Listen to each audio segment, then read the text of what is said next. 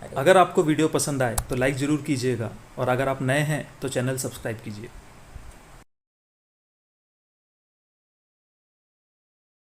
अगर हम अपने जीवन में सिर्फ अपने बारे में ही सोचेंगे तो हमारा जीवन व्यर्थ हो जाएगा। हमारा जीवन तभी सफल होगा जब वो दूसरों के काम आए। वैसे देखा जाए तो ऐसा आचरण हम तभी दिखाते हैं जब हम में मैं और मेरे का भाव आ जाता है। जब हम में स्वार्थ आ जाता है तो सिर्फ हम अपना ही फायदा देखते हैं। भगवान बुद्ध के एक उपासक की कथा है। उसमें स्वार्थ का भाव था। वह एक कक्ष में भगवान बुद्ध की उपासना किया करता था, जिसमें भगवान बुद्ध की कई मूर्तियां थी। उसने उनमें से एक मूर्ति को चुना और उसी की उपासना करने लगा। वह प्रतिदिन उस मूर्ति के सामने दिया और अगरबत्ती लगाया करता था, लेकिन वो चाहता था कि इस अगरबत्ती की सुगंध सिर्फ उसी मूर्ति तक सीमित रहे।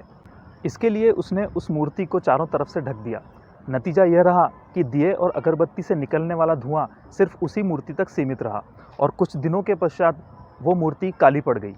उसी प्रकार अगर हमारा लक्ष्य सिर्फ अपने को ही सुखी रखना है और हमारे द्वारा किए गए अच्छे काम सिर्फ हमारे तक ही सीमित रहेंगे तो हमें उससे कुछ प्राप्त नहीं होगा। हमें अपना जीवन दूसरों की सेवा में लगाना ही पड़ेगा।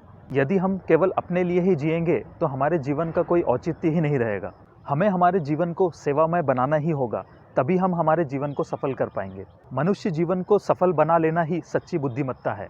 जब तक हम में स्वार्थ की भावना रहेगी तब तक त्याग की भावना का उदय होना कठिन है। तो मिलते हैं अपने अगले वीडियो में एक नई सोच के साथ। तब तक के लिए जय श्री राम।